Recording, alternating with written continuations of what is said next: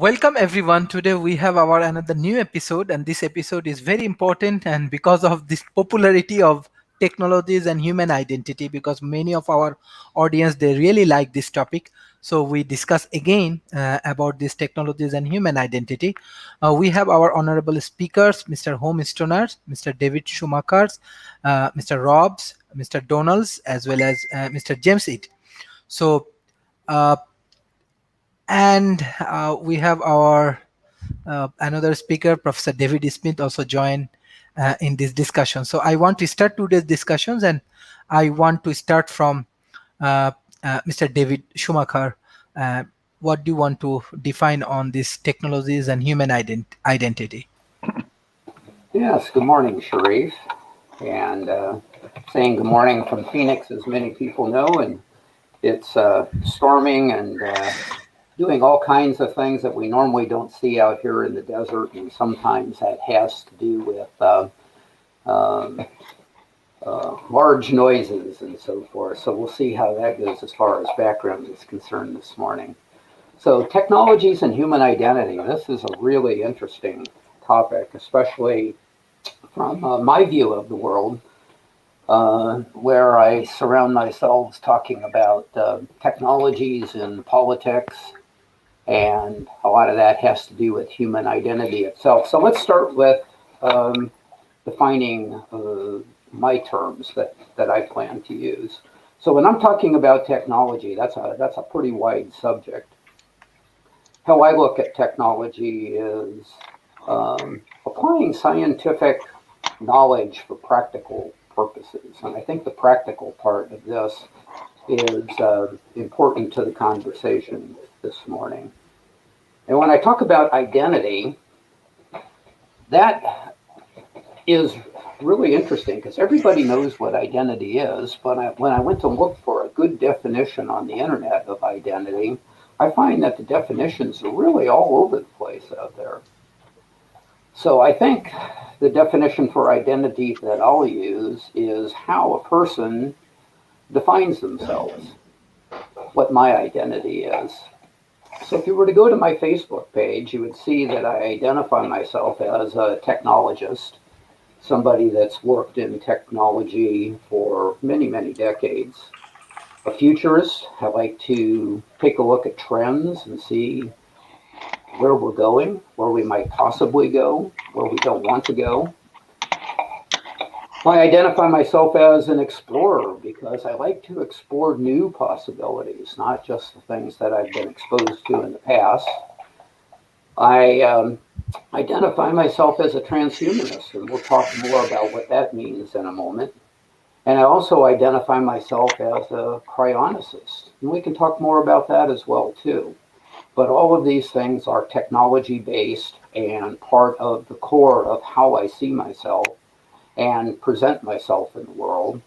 And it also speaks about maybe things that I think that are lesser important by leaving those out. But this isn't an all-inclusive list. So I can be more defined beyond these topics. But these are the ones that I like to talk about the most. So what is transhumanism? That's a big part of my identity. And the way I define transhumanism is I take two words. I take transformation and I take human or humanity and put those two together.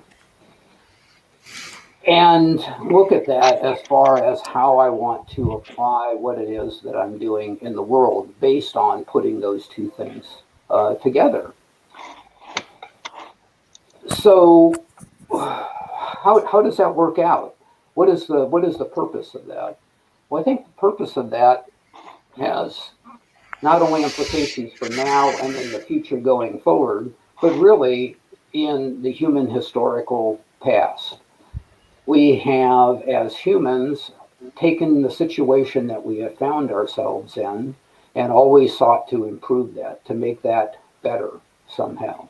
So I picked two of these great innovations, these great technologies that I think that have done a lot to shape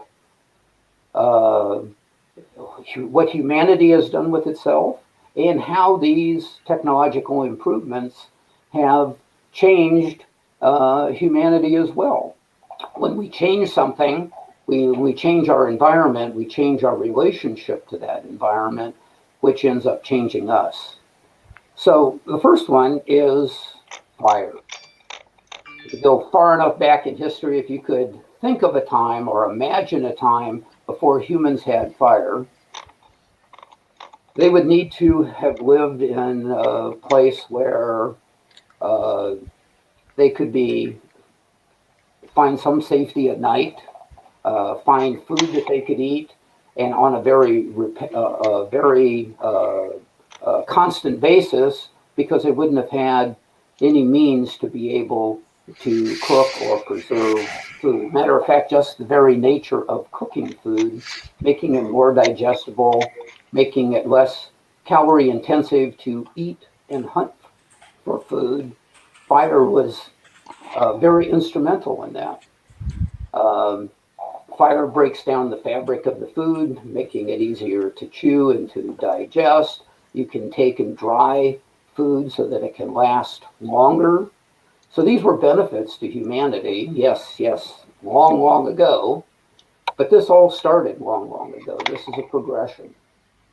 So obviously, there's been many things that have come since fire, but one that's a bit more recent that we still take for granted is electricity. Think of human time before we had mastered electricity. We were using fire for lights, whether it be in candles or whether it be a big fire around the hearth in a single room home to keep you warm.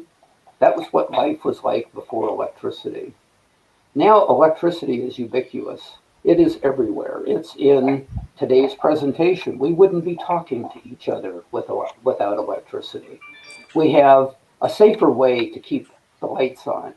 We have the ability to be able to power things like air conditioning, which on a normal day here in Phoenix can be a pretty important thing to have, or heating, or whatever that may be. So what's my point here? My point here is that humans have always taken the situation that they find themselves in and look for a way to improve it. Now, is that perfect? Of course not. The same fire that can heat your food can also burn your house down. The same electricity that powers this conversation can be used as a form of capital punishment, can have accidental electrocution effects as well, above and beyond that. So there's the technology itself. It is not good or bad. It's up to us on how we decide that we want to do that. So that's the reason that I involved myself with transhumanism, talking to policymakers, talking to people about how we can take technologies, make them beneficial for the human condition, and apply them to as many people as we can. So there's a lot of talk about technology in the world today. Some of that is in science fiction. I like science fiction stories. I grew up on, I think, some of the great classical science fiction stories, which inspired me to think about what future possibilities could be. But science fiction, especially when it comes to movies, needs to be dramatic. It needs to have conflict. It needs to have something that entices people to go to the box office and spend that money, or to have people invest a lot of money to create movies. So there's a lot of drama in this imagined future. And when it comes to a movie, you're talking about maybe 90 minutes worth of content. So they boil this content down into something that's digestible. And many times they'll take a single topic in a future sense, but it's really played out based on today's values and today's fears and aspirations. So, yes, I love the idea of science fiction, but we must keep in mind what's required for it to be a successful product. Sometimes even the news, I think I find it that way too, where news stories are packed with a very dramatic headline to get you to tune in, to get you to read, to get you to listen. And then there may be good topics of conversation that come about. But keep in mind that it's the drama, it's the appeal, if you will, to the human properties, especially of maybe caution and fear and a little bit of negativity that tends to drive the headlines in these things. Thank you. So, Mr. Homestone, go ahead. sorry.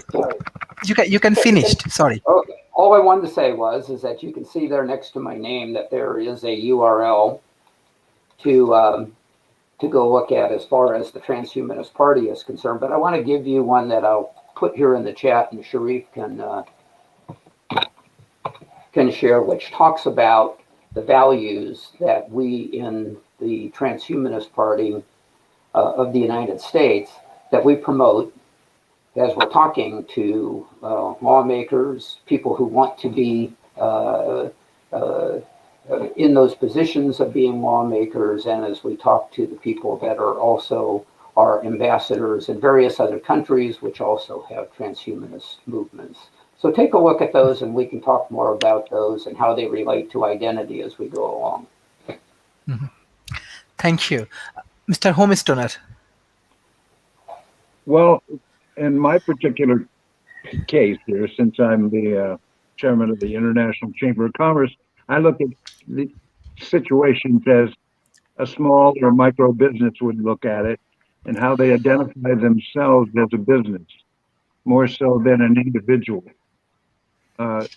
It is a quintessential issue coming into the 21st century in that small business, especially micro businesses that are just starting to blossom, are very concerned about how their individuality, how their identity, how their image is going to be enhanced and portrayed so that they can grow. Today, we're looking at all these new technologies from blockchain to cryptocurrency to automation, robotics.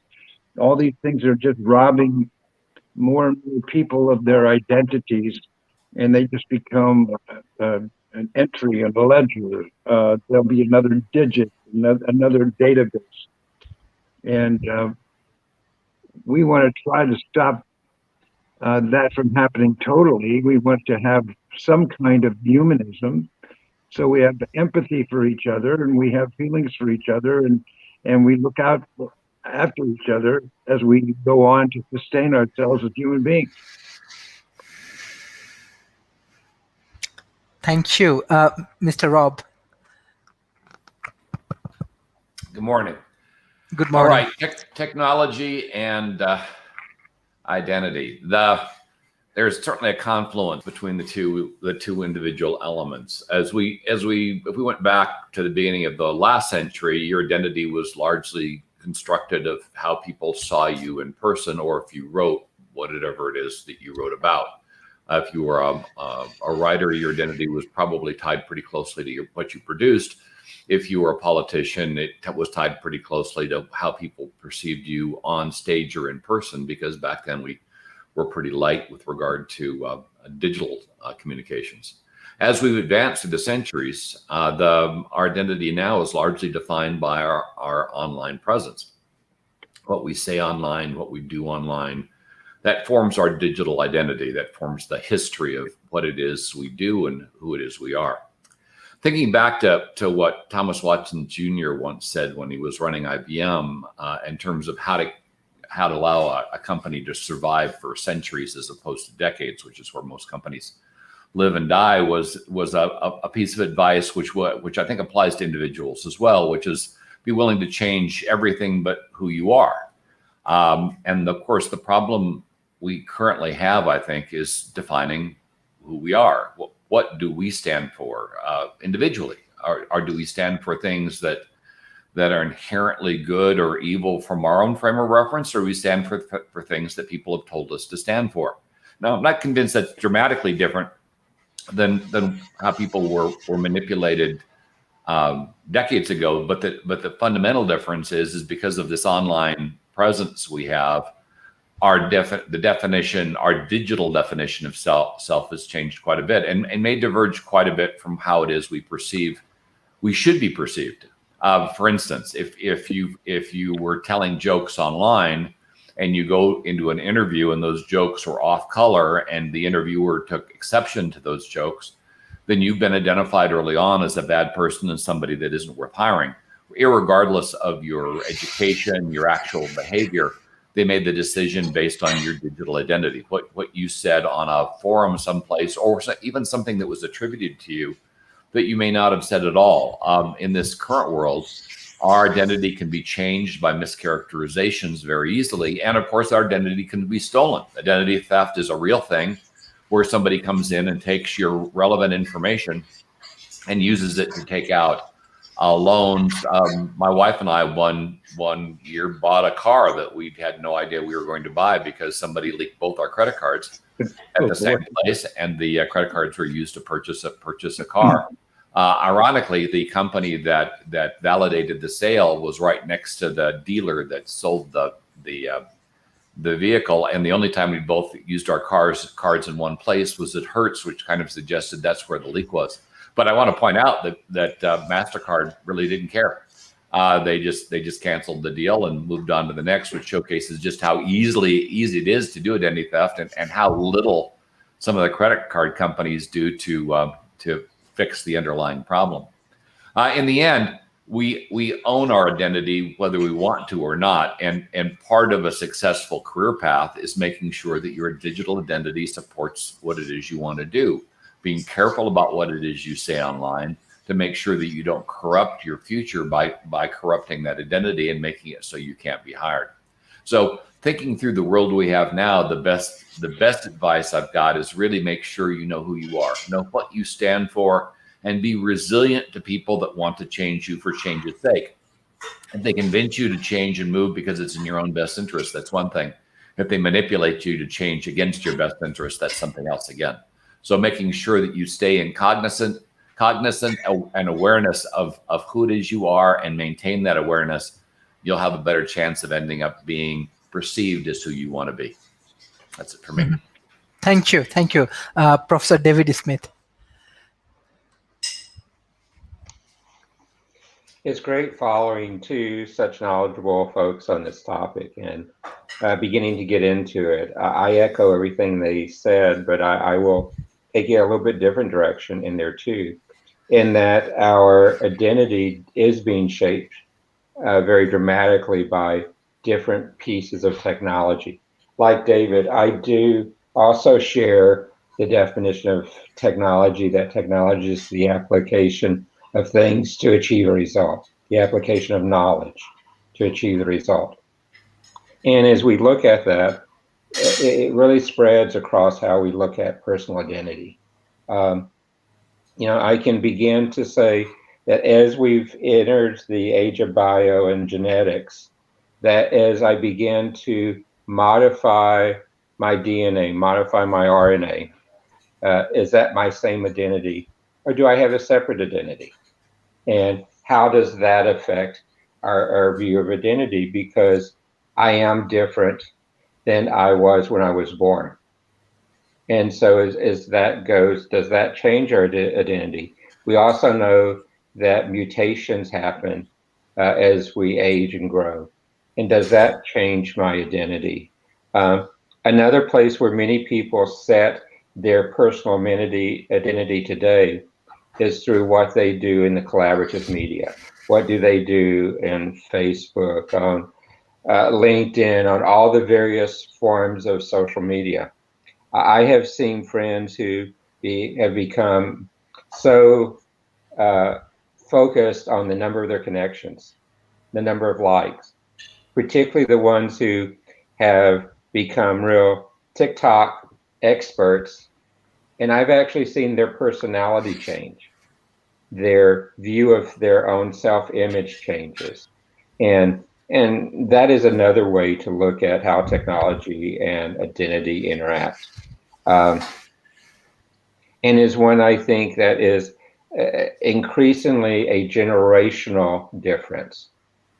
I was talking yesterday in a meeting, the fact that we have 5 generations in the workforce at the same time today, which is really first time in the history that we've had to deal with that. And how does that affect your identity? I like to identify myself, even though my set of ages here, I kind of like to identify myself as though I'm still back in my 20s.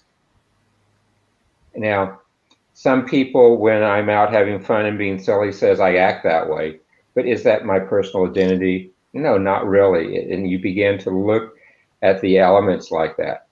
So what do I do with my personal identity when I'm in a virtual world, when I'm in augmented reality?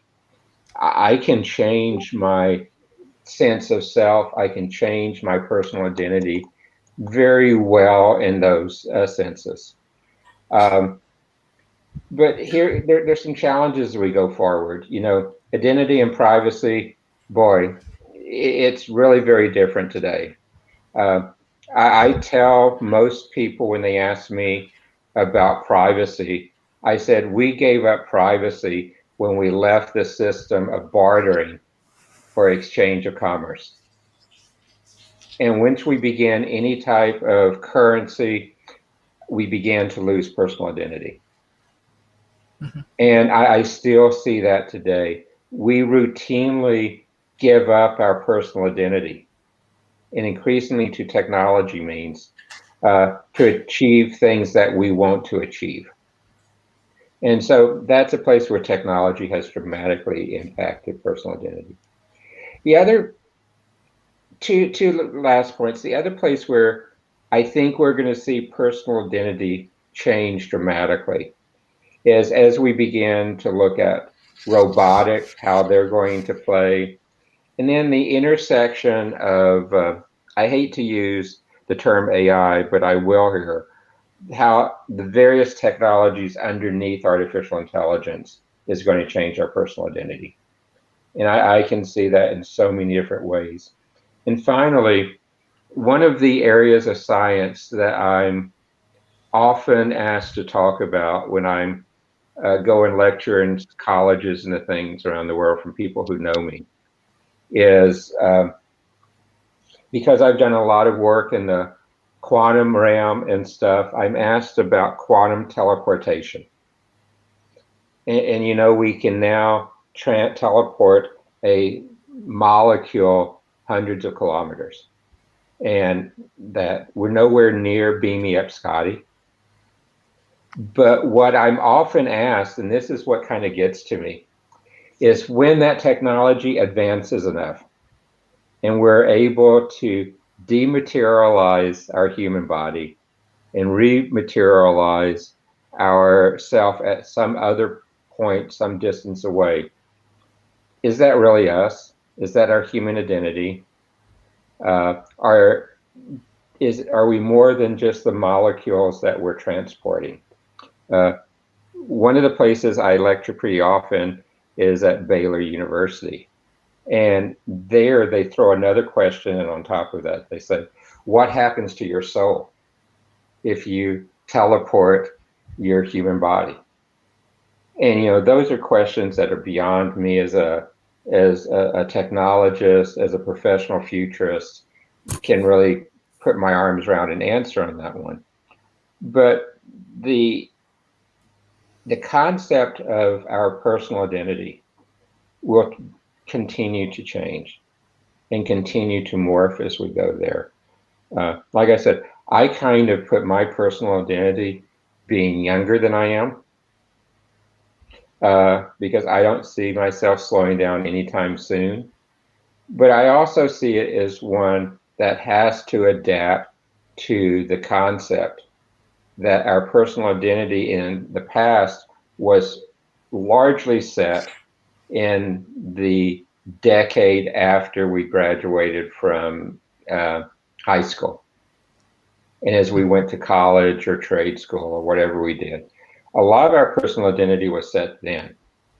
But as today, if you graduate, when I graduated from college, we were going to go through about 14 career changes during our lifetime.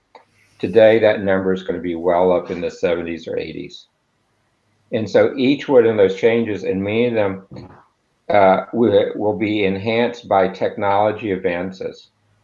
Our identity will continue to morph, continue to change, and continue to go in a time of lifelong learning versus what we had back then. We will be in a constant state of redefining some of our personal identity based on the technologies that are helping drive us forward. So that's my quick overview. Thank you. Thank you. Mr. Stewart. Good afternoon and good morning, everybody. Right, James. Hi, everybody. Good to see you, and so many familiar faces. Sharif, you really do pick the best topics, don't you? It's just fantastic, and it's quite good, kind of coming towards the end here, because I get to listen to these amazing kind of people speak, and there's just so much here, and I wrote some notes out for a kind of like a bit of a say, and I've just kind of doubled the amount by just listening to what everyone has to say. So I want to pick up on a kind of couple of things there, but before I do, I kind of wanted to try and understand a bit more around the relationship between technology and human identity, so that we can kind of try and see how this splices together. And my question I initially asked myself, is this for the better good or for the worse? And I think that comes down to so many different factors. There's nothing simple about this, but we do know that it is here. Now, this isn't going anywhere. Technology is here and it's driving forward. So, I mean, how technology develops our identity is going to be really, really important, because, here we are, using technology, talking, across the globe, people from many different areas and different time zones, different backgrounds. Many of us, will not have met face to face. We've only met in this kind of two-dimensional sphere, the Zoom sphere, as I tend to call it these days, which is a little bit of a dig at kind of other ones. But this is a new way of communicating. This is the electronic way of going forward. People listen to this. It really is becoming absolutely not just the alternative, but the kind of the critical pathway in terms of how we create our identities. Yeah, and if I sat here and said, did you know actually that I'm related to the royal family? I mean, first and foremost, you could do lots of search to find out that actually I'm probably not. But how would you know? I mean, it may be something that I decide that I don't necessarily want to let go, but I'm just going to let it slip. As it happens, I'm not. But then how do you know if I'm telling the truth or not? So these things are fascinating. I think what's been really interesting, and I think in terms of this relationship between the human identity, and I'm going to come back to David Schumacher's kind of role around transhumanism, because I think that is fascinating. But I think the pandemic has driven this, because now what we're seeing is this creation of identity and communication almost entirely coming kind of certainly out of your local community into an electronic kind of sphere. So technology is driving that platform. I think what is interesting also is that, how does this affect our personality? So we talk about human identity. So identity is a human, but what do we classify as identity? Our personality, our character. The thing about this is that as we develop this trail of story and history that we're making by being present here. I presume you're recording this, Sharif. Now, this is captured. This is here forever. My great grandchildren, if you're listening, come and listen to your great grandfather rattle on about something that he's not exactly sure what he's talking about. But listen, they could be doing it.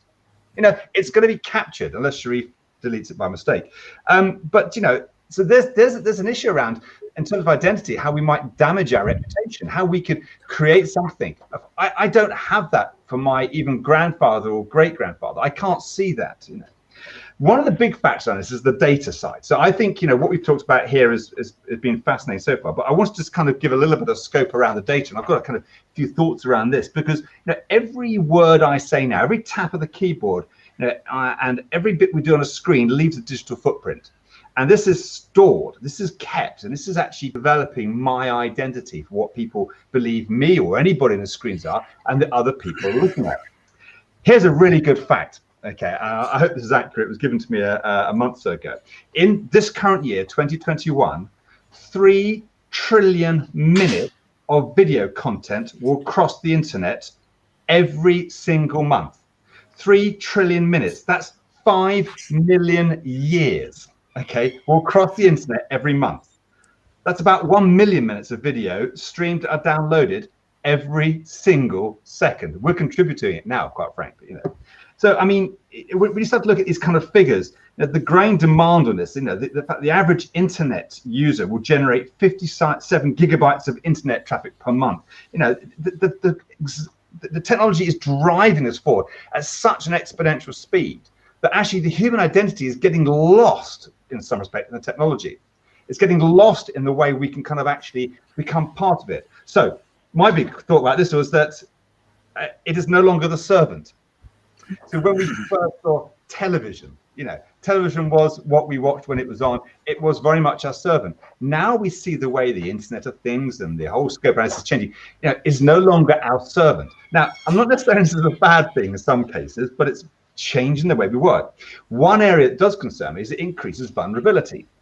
So, you know, not only is technology ubiquitous, but, you know, it's creating an intimacy that means that by no longer being the servant, it's starting to make the decisions for us. So therefore, it may not be actually it makes decisions, but it's enhancing and developing those. And I think therefore, you know, the ability to create imaginary identities, to create things, you know, on most Zoom, I could give myself a moustache if I wanted to. People would be unsure whether actually I've got one or not. Now, that's a simplistic view, but, you know, there's so much going on here.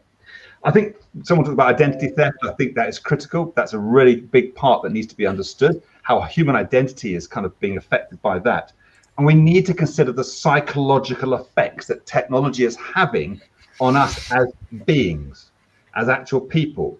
You know, is connectivity too much, or is it actually increasingly becoming better? I think it's a bit of both, actually, in some ways.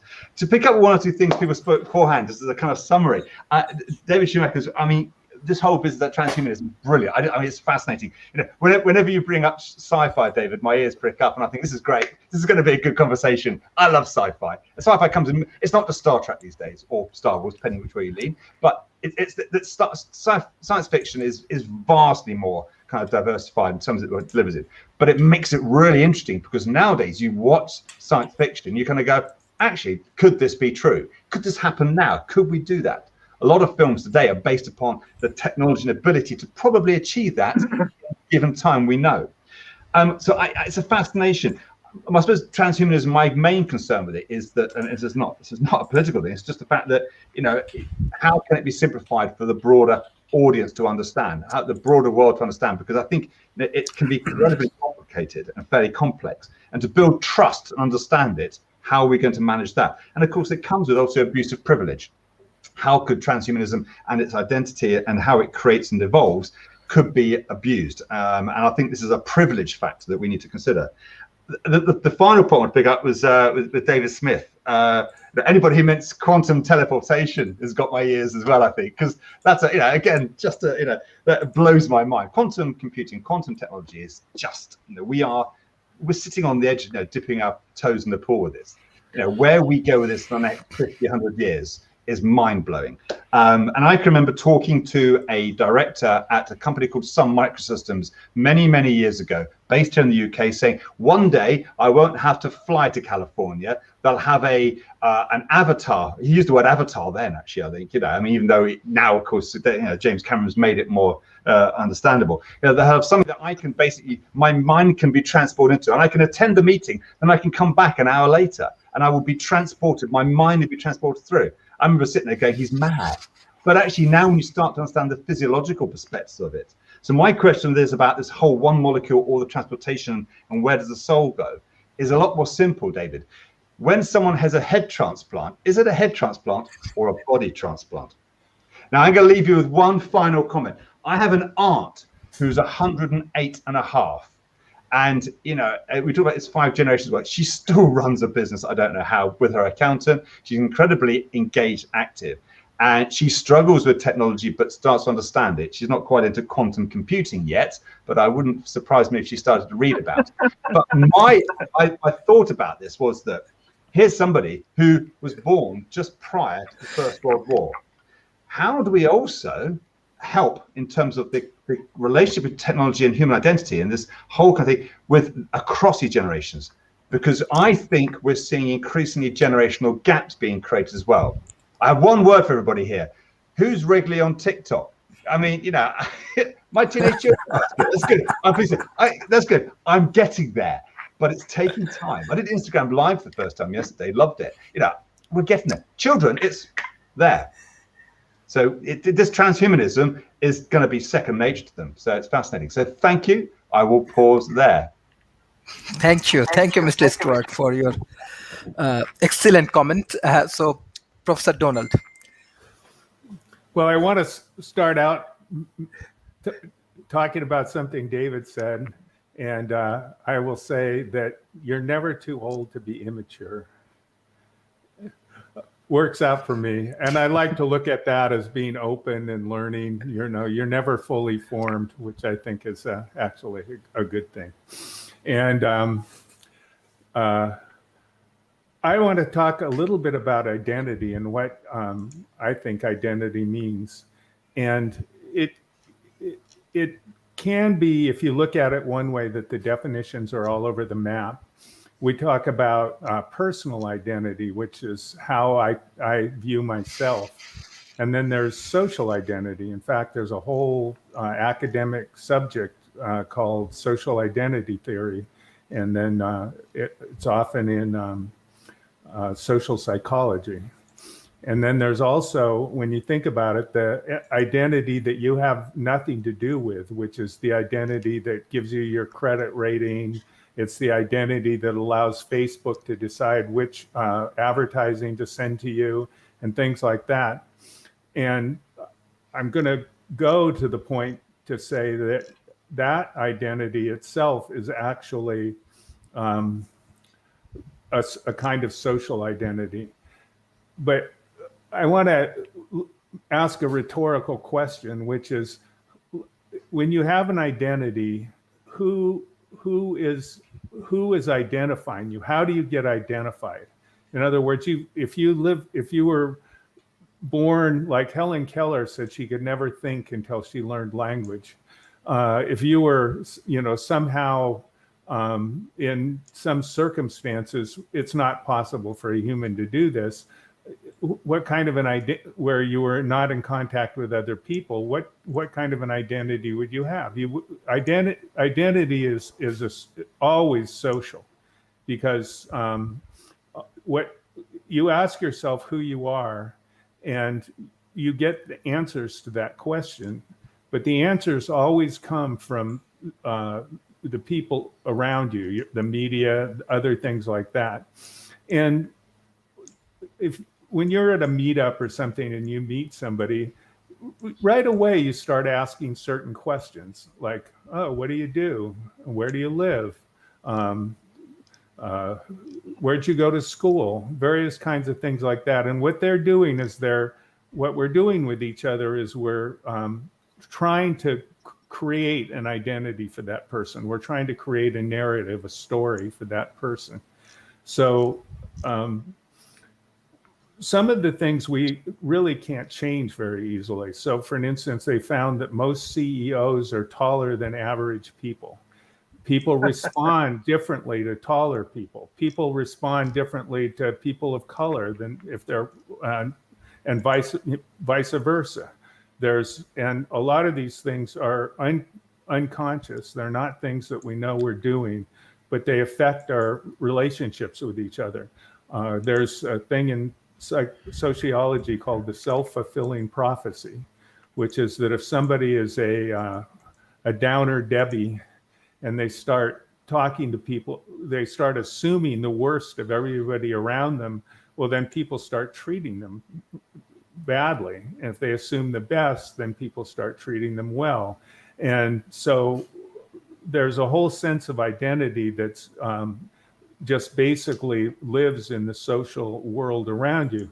And that also applies to all kinds of abstract things. Like when you start a business, where is the business? Is it the office? Is it the articles of incorporation? Is it the people?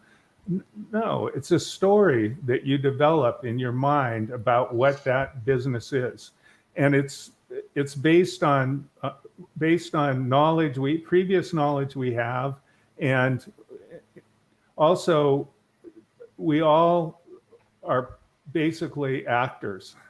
So Shakespeare said, "All the world is a stage, and all the men are actors with their entrances and their exits and their time." And it's kind of, I don't know, whatever, but it's a great observation. There's a sociologist named Irving Goffman who wrote a book, many books, but one of them was called The Presentation of Self in Everyday Life. And if you walk into a store, you have certain rules that you're going to follow, or your identity becomes a customer. Somebody who's behind that counter sees customer after customer, and their identity is a customer. We all have multiple identities that we're switching through in the course of a day. When the people are grasping to understand your identity and create your identity, they might ask if you have children. And so all of a sudden your identity might be as a parent. And if you're a parent, when you go to school functions and things like that, you are generally in the identity of a parent. And I play amateur guitar. Well, actually, semi-professional. I've been paid for it. And and in that context, I'm a musician, and we talk about music, and I'm ranked. We always wind up in every one of our identities to have a status level.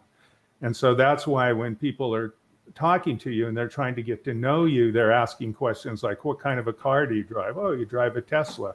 What zip code do you live in? Oh, I live in 94301, which is probably one of the wealthiest zip codes in the world, which is downtown Palo Alto. And so that extends into the digital realm easily, because when people see what you're writing online, they are doing the same exact thing. They're asking the question like, who is this person? How can I place them in the narratives of what's possible and for a person to be? And it's interesting that I got booted off of Twitter because I made a joke about Trump. They have these lists where if you say anything about Trump, the conservatives don't like, they all get together and they all report you en masse, and so you get kicked off. And so I got kicked off of Twitter. So I decided that I was going to go back, and I made a new Twitter account. I used a face morphing program to make a younger version of myself, so it didn't really look like me, or you would have to know me a long time ago for it to look anything like me. I got pretty careful about what kinds of things I said. I never made any comments that could basically get me kicked off. And now it has almost 5,000 followers. And so I'm getting to be a micro influencer. And after I hit 5,000, you can soar, because you can start liking, following more accounts. And usually when you follow somebody, they follow you back. But there's a limit of 5,000 that you can follow until you get to 5,000. Anyway, that's just a piece of trivia about Twitter. And then, so our digital identities, you never know who you're talking to. A lot of Twitter people create multiple identities so they can get lots of followers, and then they follow themselves, and then they get everybody that's following one identity to follow the other identity, and so on like that. That's kind of an amusing thing about the internet. But right now, I'm going to briefly talk about the other kind of identity, which is the identity that's created by the artificial intelligence, deep learning type programs that are keeping track of you. And what's happened is most of these are structured learning. And what they do is they get information about various people, lots of people, millions, and then they train it to find out what the average behavior is for a certain kind of a person. And they use it to do your credit rating. So if you do something that's different than what's the optimum is, they'll lower your credit rating. And unfortunately, the training is often very, very biased. So Amazon got the idea that they were going to figure out how to hire people by creating a program or a model that would identify the people from the resumes about which people correlated most to the people that were successful within the organization. However, most of the people that worked for Amazon were white men. And so lo and behold, the program selected for white men. And it's part of the reason Amazon has so little diversity. And that's an interesting thing, because if you go back to what I was saying about social identity, people basically try, if you don't do what you're supposed to do in the role that you're supposed to do, in the little play that you're in, then people have ways of pressing you into the role. And it can be simple things like stopping listening to you, the tone of voice that they use when you say certain things, body language, all kinds of things that are unconscious, but they're pushing you to be what you're supposed to be. Like I have a friend who married a Chinese woman, and they're raising kids together, and they said the style of raising kids is so different in China and from where he grew up. He's always in conflict with his in-laws because of that difference. So what a parent is in China is different than what a parent is in the United States. And people basically try and control people and push them to be into the roles that they are expected to be in. And so I can talk more about later about the repercussions of that for the digital world. Okay. Thank you, Sharif. I always love being on your show. Meet wonderful, interesting people. Smart. Okay, Sharif has dropped off. Probably an internet connection issue. I think I was up next, so I'm going to just start talking, and when Sharif comes back, we'll pick up wherever he wants us to. I'm fascinated by this conversation, and I take scrupulous notes, and then I have trouble reading them. But I have asterisks and stars and pointers and all that kind of stuff because everybody's bringing up something that I want to talk at length about, and we can't. So I'm going to just commit many errors of omission by not talking about what some people have brought up, all of which I think are fascinating. But I will tell the young viewers out there that are looking to get employment, replay, or I hope you took notes about what Rob said. Definitely take charge of your own life and protect your identity. And when you're trying to make your way in the world, you must be your own advocate. Do that. So pay attention to what Rob said and don't pay attention to me. However, if you want to know what your identity is, I'm going to talk a little bit about that because it's about authenticity, staying true to who you are. And how do you do that? Now that is the good question, because what are we talking about when we are identity? About what is our identity? What are our true core values? What is the authenticity that I bring? And how did I develop it? Well, is my ID my name? No. Is my ID the animal husk that surrounds what I think of as my core being? No.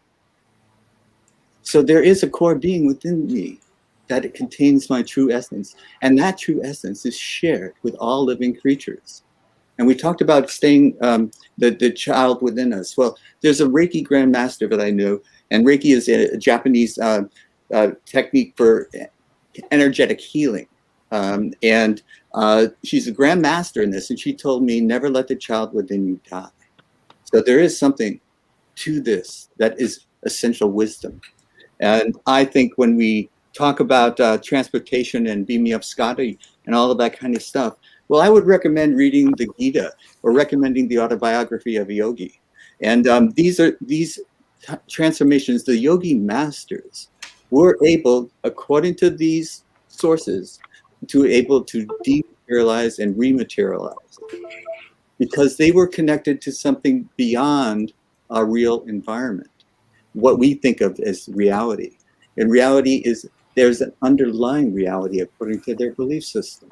And so they can, once you're in touch with that, then your core being is attached to something greater than any individual.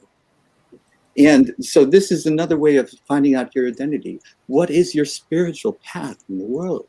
Now, this won't get you hired. So listen to Rob when you want to get hired. But when you're trying to find your own individual path and who you really are, I think there's a spiritual path that we all must follow.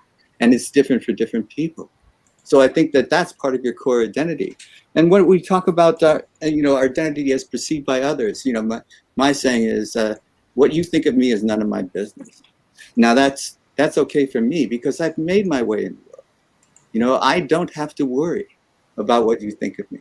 But when you're starting out, you do. So you have to be an advocate for yourself, and you have to protect yourself from those that would steal your identity, for example, because that's common now. But will it be common tomorrow? This is another way that technology can make a difference, because we start with our local communities. Then we added, what they perceived with us is what really mattered, and then we advanced in society. And we had social security numbers, and that was our identity for many, many things. And then we got credit cards. The number and our credit rating became the numbers that identified us for many transactions. And what's the answer? I think that blockchain technology is the answer for all of that, because then it can't be corrupted, it cannot be stolen. And so we will have solutions in the future. And I always say, whatever problem you have, there's a solution that's trailing right behind it. And I have confidence that people can find it. So whatever the problem is, whether it's identity theft now, there will be a solution. And I think blockchain technology is part of that. And it will influence our identities, because our identities will not be corruptible anymore once we figure it all out, which is another thing that we have to do. But there was a movie called Erin Brockovich, starring Julia Roberts, and it's not necessarily true that I watched it because she was the star, but there was a poignant moment in it when the reason I was really interested in this is because it's about how industry created a toxic environment and people were developing cancer at an incredible rate. And she was interviewing this one woman, and she said, well, when a woman she had a double mastectomy and she had her ovaries taken out, and this is technology. She would not have survived without technology. All these things were possible to make her survive. But then she asked, when do you stop being a woman? And that kind of floored me. It was like, okay, you could take this part out of me, this part of my body out. When do I stop being who I really am? And I think the answer is never, because the core being is indestructible. There's a conservation of matter. We all know about it. But there's a conservation of this core being as well. We cannot be destroyed. It cannot be taken out, and it cannot be replicated. So this part of us is our true identity. And how do we get in touch with it? I think it's a daily practice for me, because it's a lot of work to be authentic. It's not an easy thing to do at all. And you make mistakes. You're only human. I'm not a saint.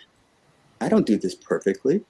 But I know if something resonates within me, and I know when something does not. And it's whether or not it's authentic. And I can tell that in other people as well. When I'm hearing people speak on this program today, I'm hearing a lot of authenticity. And I would know if they're trying to con me. I just know that I would know. And you have this kind of sense when people are speaking their truth. And it doesn't have to be the truth, it's their truth. When they're telling you what they really believe. And this authenticity on this kind of panel that Sharif has assembled is also strewn about with information, with data, with knowledge.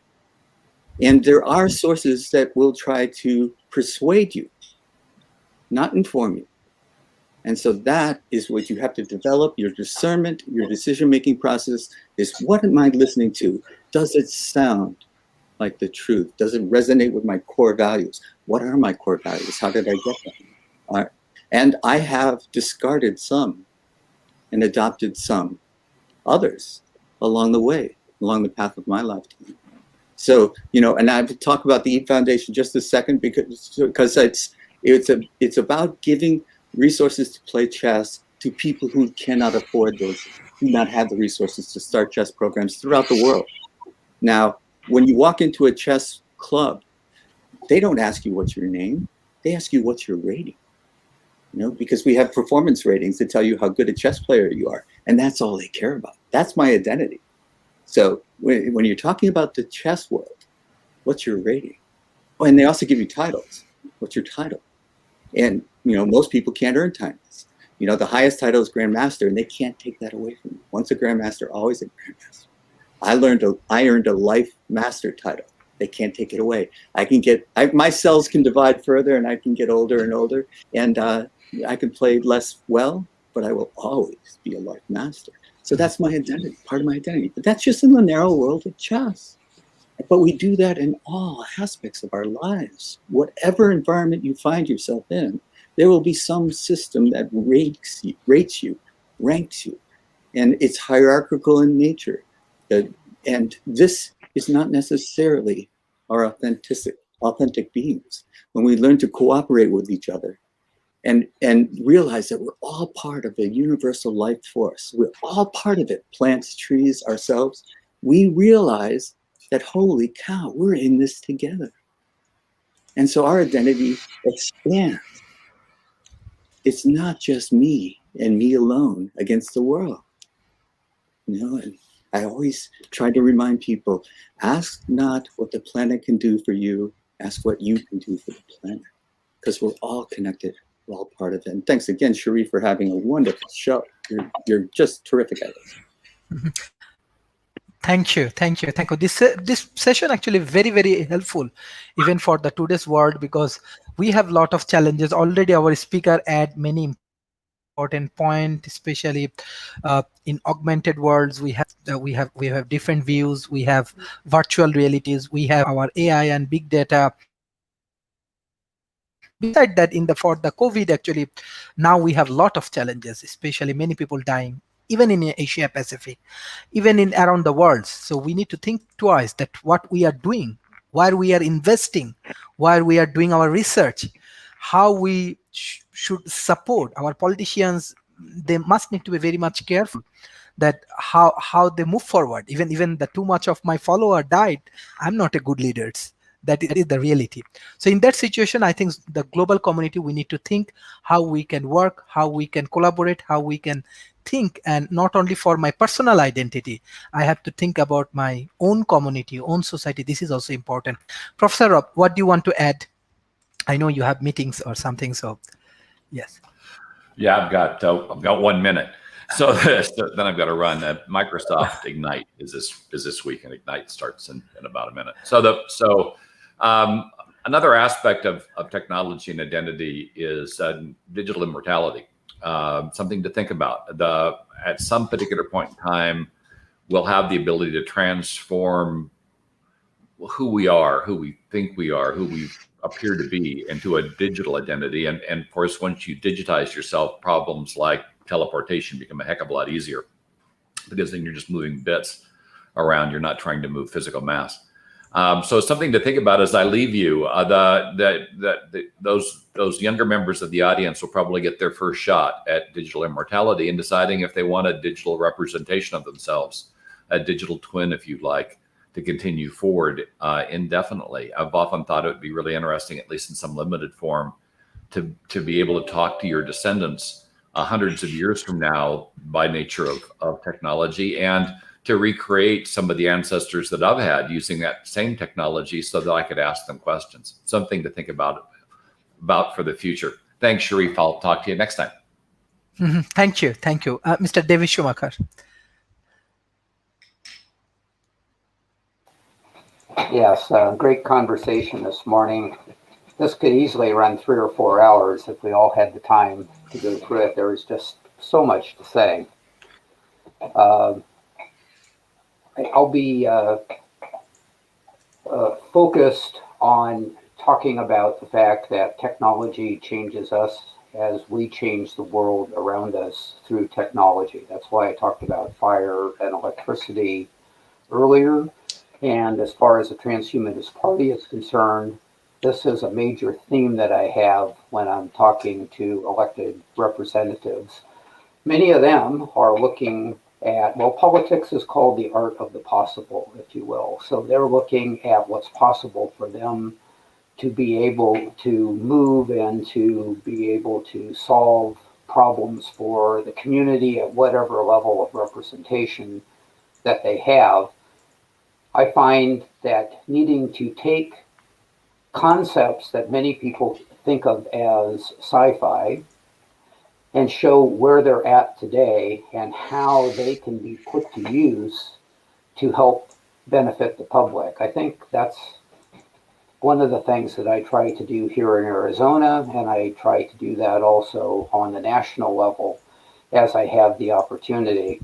Arizona has been one of the states that has done a lot of pioneering or allowed companies in that are doing the pioneering in autonomous vehicles. And this has been really important because of mass transit, because of climate change, because of all the different things that autonomous vehicles focus on. But the biggest one is safety, and public safety is really a key concern for the elected leaders. Now, we need to keep I'm using autonomous vehicles as an example, but in any of the new emerging technologies, apply it to anything that we've discussed this morning, we need to evaluate what our current situation really is and where we can improve as we move forward.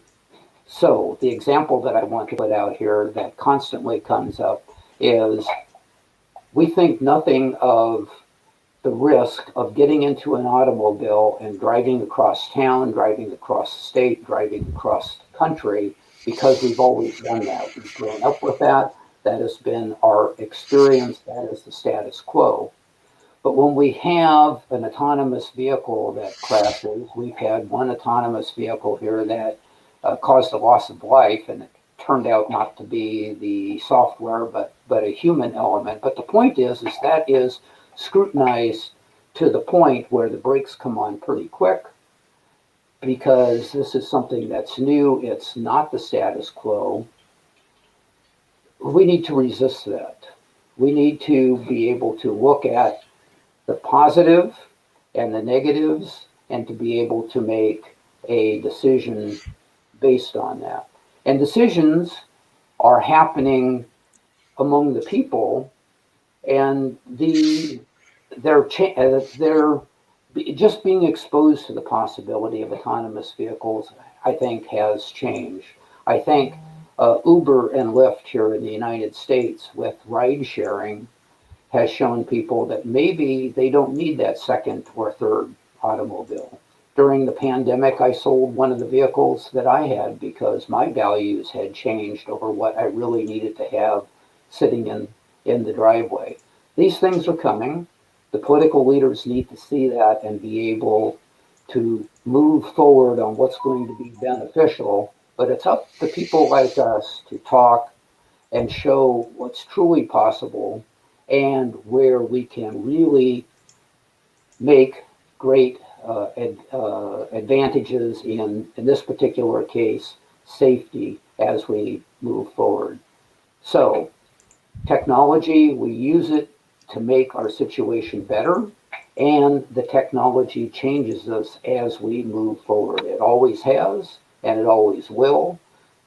So as someone said earlier, take responsibility for your future and move forward with the future that you want to see based on true, rational, reasonable results and efforts. Thank you, Mr. Homestoner. Well, humans have a tendency to have their frailties. We all have frailties, as everyone was saying earlier. And then you have to look at cultural frailties. As you mix one culture to another culture to another culture, and then you look at the demographic profiles and age profiles and psychographic profiles, and you end up with this potpourri of all of these different kinds of people with all different kinds of motivations and goals and dreams and missions and things like that. And then all of a sudden along comes a technology revolution, which kind of tries to homogenize everybody into one big soup. And it's called the database. And now it's called the database inside the blockchain. And technology can only go so far to the human being. The human being is so far behind the curve. Technology is racing so far ahead so quickly. Human beings are in the rearview mirror, more or less, and they're trying to catch up with it, trying to understand not only what the technology is, but who they are and how they fit into all this. And you have this kind of unstable social engineering program going on now, where people are kind of out of touch with reality and really trying to re-identify themselves. And you can't get into your computer if you don't have a fingerprint, a password, and your eye scan. Okay, that complicates things for a lot of people, including myself. So when you're overseeing 500,000 companies like I am, you see how these things bump in and how they collide. They're like nuclear fission, and it just keeps morphing and morphing and morphing and morphing, and trying to keep a little bit of continuity. Very, very difficult. But I think that humans will find a way to be able to live in harmony with this technology down the line. But right now, we have this level of confusion, this level of misunderstanding, not being able to communicate with this technology that we've developed that's out developing us. So what we need to do is learn as human beings, all of us, is how to coexist with this technology that we have let out of the cage and try to live in harmony together at the same time. Thank you, Professor David Smith.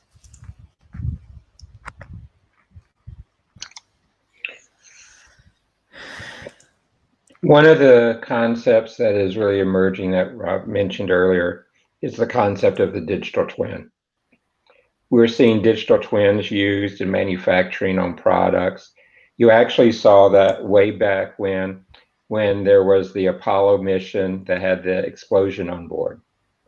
And the engineers in Houston worked on a physical and digital twin of the capsule to go through and model solutions coming back to safely bring that capsule back to Earth. The concept of a digital twin, though, is advanced considerably since then. And Rob mentioned having a digital twin that lives immortal as long as our digital technology can support it. And that's one where identity becomes a nuance, because let me put on my hat 20 years in the future, and I can create a robot that looks like me, that I can create a robot that my digital twin, which has encapsulated my thoughts, my memories, my logic into it. Is that my personal identity? Or is it an extension to my identity? And I think as we go forward with the nuances we're seeing in the digital world, the nuances we're seeing in the biological world, taking our view of genetics to the next plateau. We're going to see increasing cloudiness on what is the true definition of our personal identity. You know, I was doing some work around the house the other day, and I made the concept that, gee, I would like to grow a third arm to help me use as I hold this stuff and try to do it. I can print a 3D arm today. I can put nanobots and things in it that will tie into my nervous system. And I can successfully control a third arm. Now, to my personal identity, that would look pretty weird. But on the other hand, it would be very useful many times. And so we're going to be able to manipulate not just our personal identity, but our physical identity as well going forward by using technology. And so what is incumbent upon us is a couple of things. You know, I have mentioned before, I'm really glad I didn't have social media when I was back in college.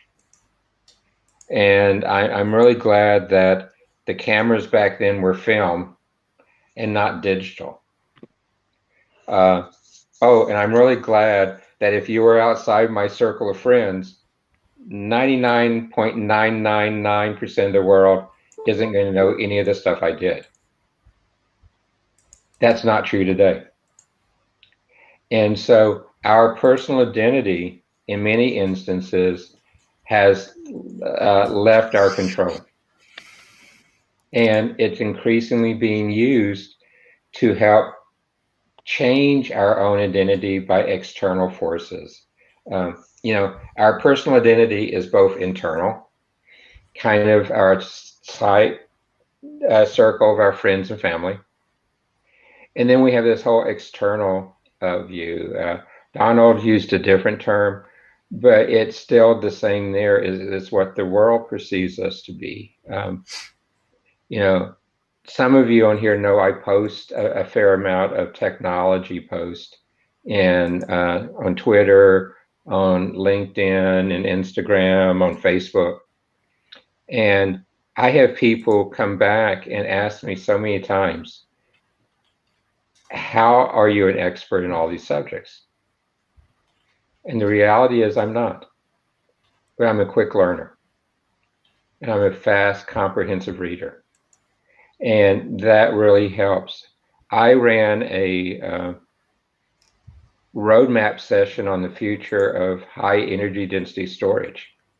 I was asked to do that at the start of the month, and I had to present to all the chief scientists and chief technologists at most of the US weapon labs. And we proposed some new frameworks. And I had people come up and ask me, was my PhD in that area, how many decades I had been working in that area. And I didn't have the heart to tell them only less than a month. Now, did that change my personal identity? Not really. They had formed their own view of my personal identity. And it's a view that at the time wasn't worth disturbing because I knew I had about a year's worth of work to do this wicked problem roadmap that involved hundreds of people. But the people form their own view of our personal identity. So our personal identity is not really owned by us. It's owned by others and their reactions to us, their interactions with us, what we publish, what we do, what we say. And the technology side of it is just making the reach further, the reach broader. Sharif, events like this help to change personal identity. Because as we talk through this, the panelists, for example, become broader. Our reach of influence changes and grows as your reach of influence is out there. So this is a great example of technology enhancing personal identity and enhancing the collaborative flow of group intelligence. Group intelligence is what really defines our identity. It's the identity as we exercise it, and so much of our personal identity is an intangible versus a tangible. Yes, there's tangible things that help define me, but those intangibles are basically the soul of our personal identity. And those are things that technology is dramatically changing as well. So it's a very complicated, I'm going to use my favorite term again, system of systems, as we see the interaction between the various types of technology and how we see ourselves and how others see ourselves, which form our identity. Sharif, I love your topic. Thank you so much for having me in this one again. I think that to me is a good summary. Thank you. Mr. Stewart.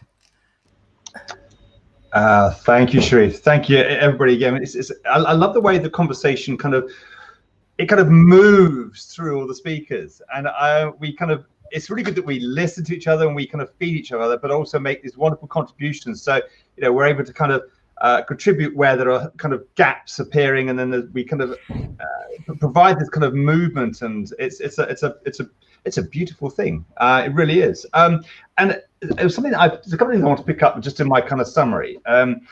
One was James. I love that this whole. You're absolutely right. We're not a name, and this body I'm in is not who I am, and how we create identity. And I think someone was talking about earlier. And if you go to a party and someone, the first thing is, so what do you do for a living? Well, I'm living. But what I do is this whole concept of how we've constructed ourselves into this kind of how we create an identity. And your point about essence is really important here, because actually I think. To take that one step further, is our identity is how we make other people feel. So it's not about what we do for somebody or they do for us, but it's how we make somebody feel. So if someone comes and says to you, this person over there, what's he like? So, well, he makes me feel happy, or he makes me feel angry or sad. That creates what is the core essence of that identity. And it's the feelings and the emotions behind that make it so important. So I think in some ways identity is really perception, and I think it's how we kind of see that. And when we go back to this kind of creation of how we can kind of, if we go right back to the quantum teleportation, everything else, that throws the whole kind of area of perception out of the way, because where do we go from here? Can I, through genetic engineering and the technology driving, we can adapt and change our identity. It was a film, wasn't there, where the chap, they changed the genetic engineering so that they could go and live on one of Neptune's moons, and when kind of watching it, and I kind of sat there going, yes, it's great sci-fi. I like the film, it was really interesting, very much about human nature, about the changing identity of somebody and his relationship with his wife and his children, and how this kind of scoped out. And it was, it was a fairly aggressive film in some ways, but it actually made me think that all that they talked about was possible today. So your point about your third arm, David, let me know. I will buy one off you. I tell you what, I could do the pair actually if you got them. In fact, a whole body could come here and work. Well, I could go do some gardening. Would be great. But I think this is really important. I want to just pick up one or two things, because unfortunately, Sharif, I'm going to have to also myself for another meeting. But there was a thing. One is someone talked about blockchain. In fact, the meeting I'm about to go to is to scope out some discussions around blockchain. We're looking at in relationship with the EU and its use and its relationship building. And this decentralization of identity within the blockchain is fascinating, because at the moment we see this kind of what I call very much two-dimensional feature of what a technology can do.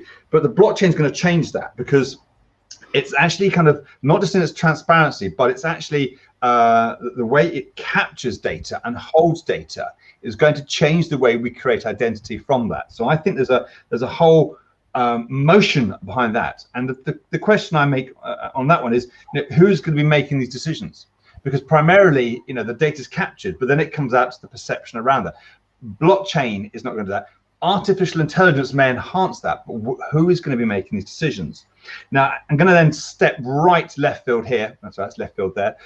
In terms of actually then thinking about what biodiversity means, because one of the things that I'm really interested in also is about our identity in terms of our relationship with every other living matter on this planet. Someone talked about the planet. I think James yourself talked about, this planet and what we can do for the planet. You're absolutely right.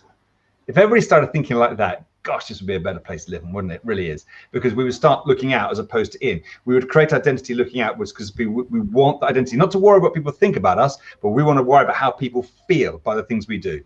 So we need to change that focus.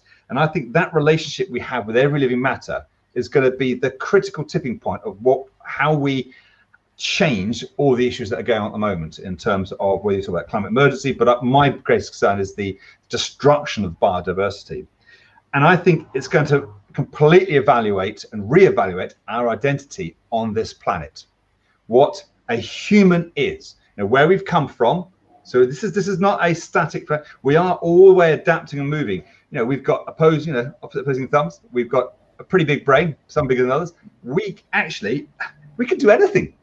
Actually, the power and technology we're driving forward these days is almost giving us limitless power, limitless abilities, including David's third arm. We're now creating an ability to actually make those decisions for us. So we need to start being accountable for it. That's the really big factor. Accountability has got to come to play in here.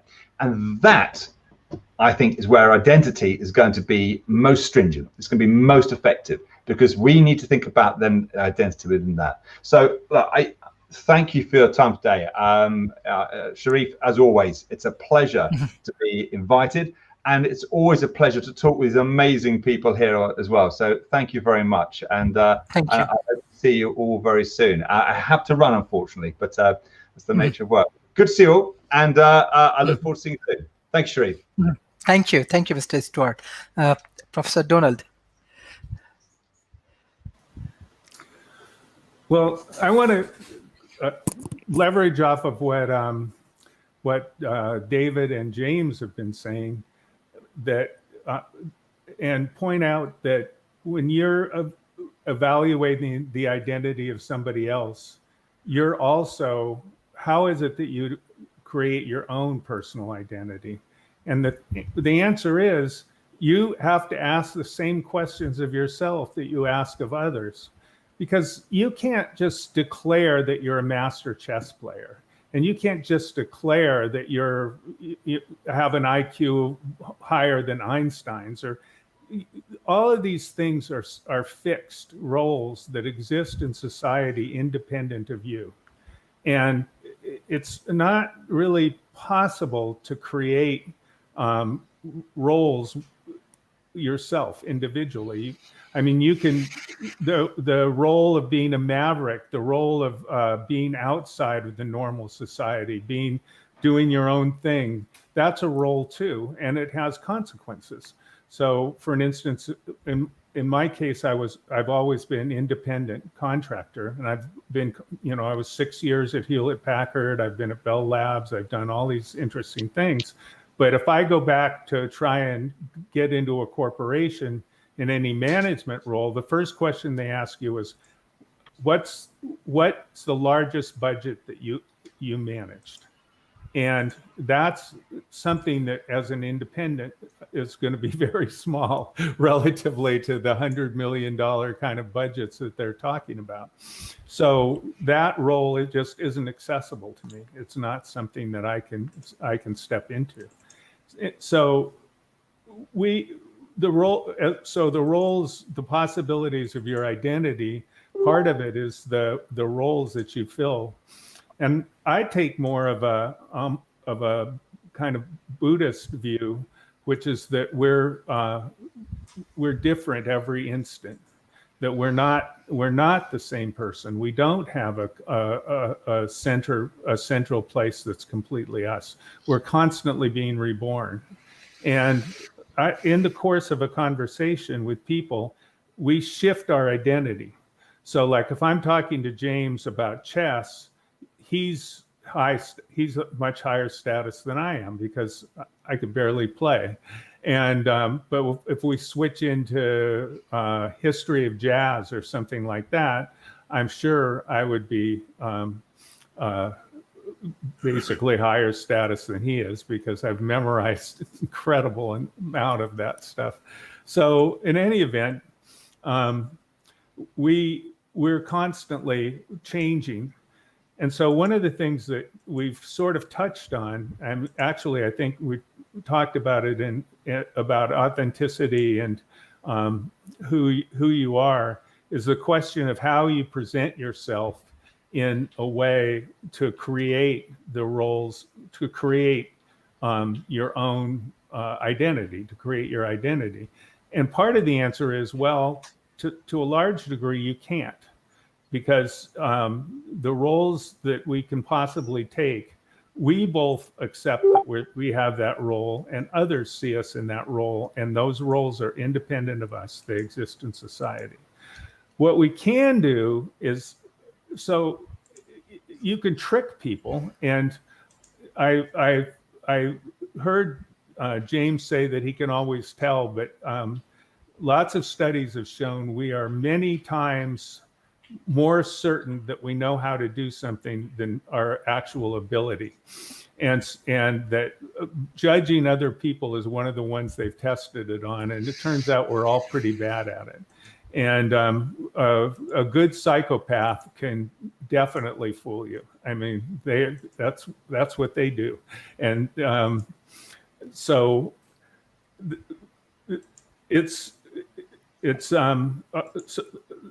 but where I'm really going with that is, what can you do for your identity? And I go back to I mentioned it in the last time we talked about this, to the ancient philosophers. One of them was Epictetus, and he's a group called the Stoics. And the Stoics, back in those days, philosophies like Stoicism and Pyrrhonism and things like that, these people actually were like schools where they taught people how to live their life in a way that would be most beneficial for them. And there was competing schools, but it wasn't a matter of discussing the nature of the universe so much or anything else like that, like we think of philosophy now. Epistemology, for instance, is kind of the core to modern philosophy. Then it was an actual thing that you did to make your life better. And the core to Stoicism was that you needed to identify the things you could control and identify the things that you can't control. And don't waste your time trying to change things that you can't control. And so and when he lists the things you can't control, one of them was your reputation. And I thought that was really interesting, because talking about companies like Holmes was talking about, companies spend a lot of money and time on their reputation. That's their brand.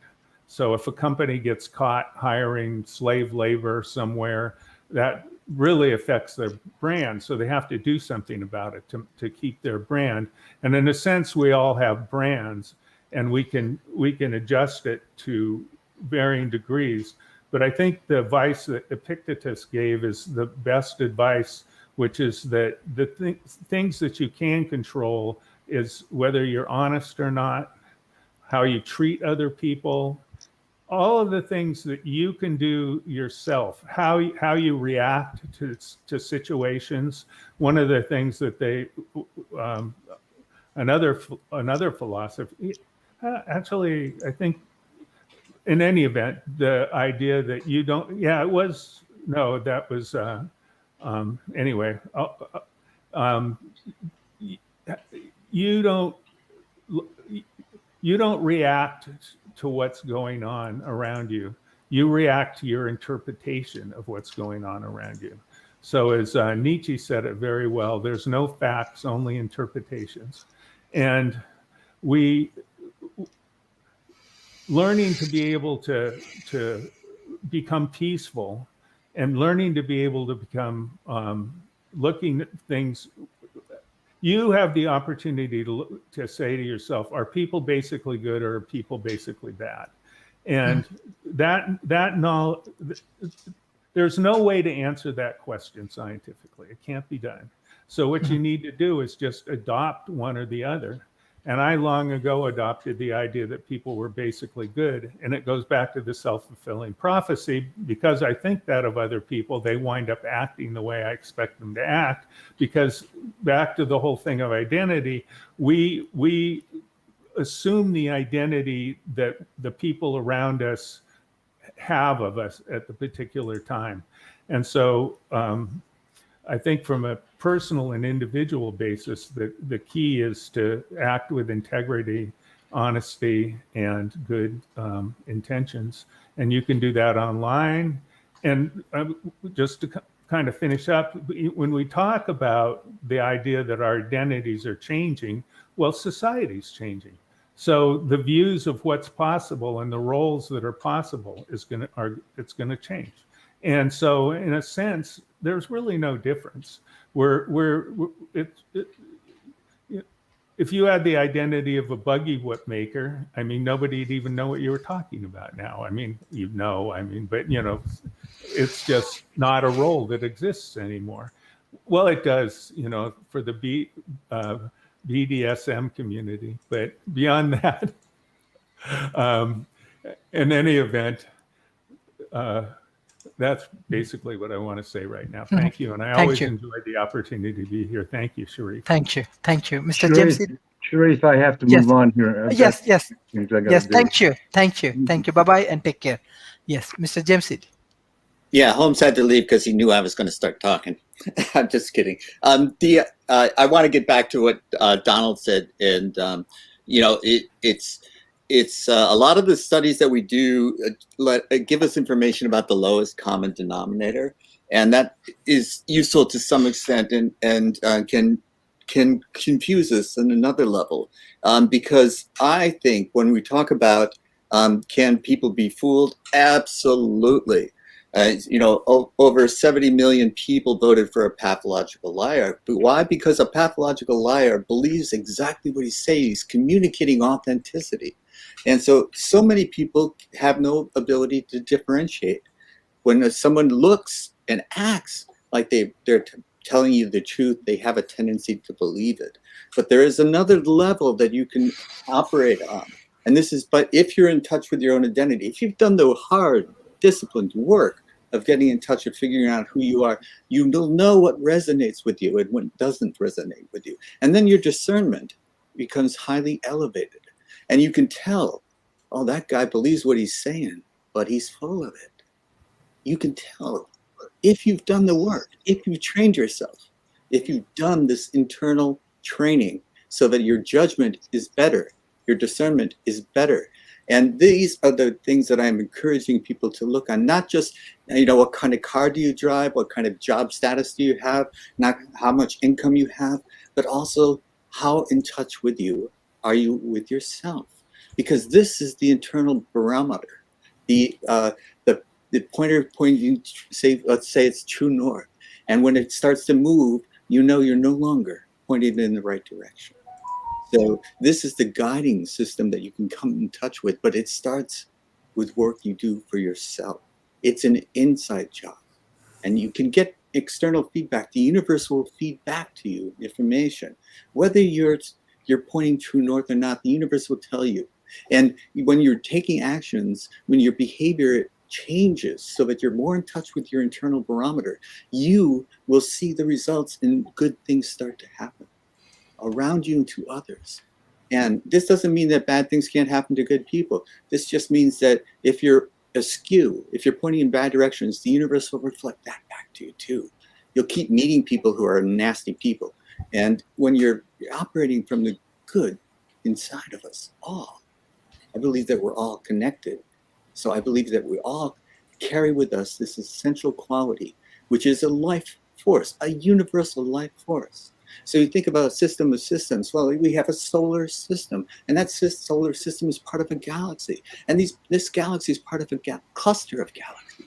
So there are systems of systems. This is an important concept. And it's very true because, you think about the space-time continuum. We all think our lives are so precious. It's less than a blink of an eye on the length of the space-time continuum. Our lives are just this little. But I believe fundamentally, and this goes back to a Buddhist concept as well, is that all moments are eternal. So, you think that the past is gone. Maybe, maybe not. You think the future has not arrived. Well, maybe, maybe not. It depends on your perspective. If you have the perspective of the moment, then yes, that's true. But if you have the perspective, you could step outside of our universe and look at it, which you can. But if you could, you would see that these things have already happened. And the past is still as accessible as the future, as the present moment. But all we can do as human beings is be fully present. So you have to surrender to the moment to be fully present. And this is an inside job. This is a spiritual task that I do every single morning. And this is something that I do as a discipline. It's work. But then if you have fun, it's like being on these shows.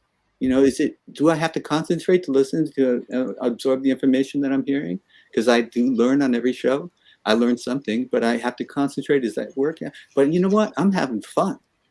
So it's not like I'm really like toiling and laboring. No, it is a little bit of work to concentrate, because the quality of information is very valuable to me, and I want to absorb it accurately, and not to shift it through my own eyes and my own perceptions, but to hear what they're actually saying. Yeah, it takes a little bit of concentration, but man, it's so enjoyable.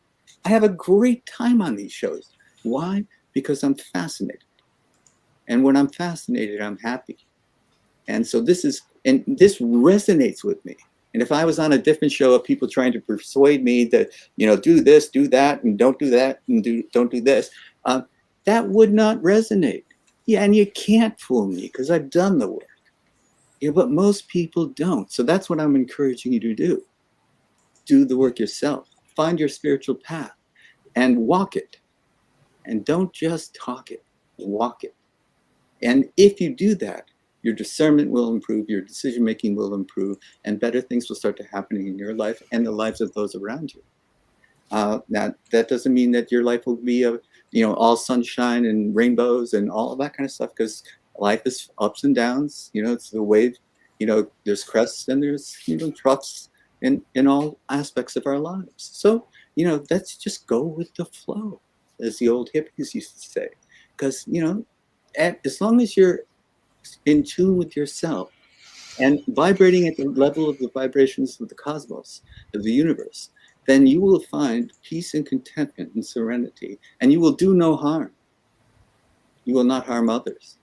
And this is what you want to do. Otherwise, you can take advantage of people. If you're off center, you'll take advantage of others, and you'll think, haha, I outsmarted them. I've got more wealth than they do. I have more cars than they do. I have more material goods than they do. Ha ha ha, I won. No, man, you wasted your life. So get in touch with your core beings, your core values, and stay true to them. And all of the technology changes, and the pace of change is accelerating, so it'll keep changing. And but if you're true to yourselves, you will find that it's compatible. And it's not the evolution of the species is not who's the fittest, it's who fits best. And if you're spiritually fit, you'll stay true to yourself no matter what happens, no matter what technologies are thrown in our way. And we'll adapt. Thanks, Sharif. Wonderful show, wonderful panelists. Thank you. Thank you everyone for joining today's session. This is really, really important for today's world. And most important thing is that we are developing this kind of show because we want to create more valuable content for the academia. Even many industries, even government officials, they're also utilizing our content. Hopefully by this way, we can develop a positive society, where we can help each others and we will grow together, and we will minimize the gap in between developed nations and developing nations. Thank you, Professor David Schumacher, Professor David Smith, Mr. James Eid, and Professor Donalds for your continuous support for World Talent Economy Forums. Thank you. Bye-bye and take care.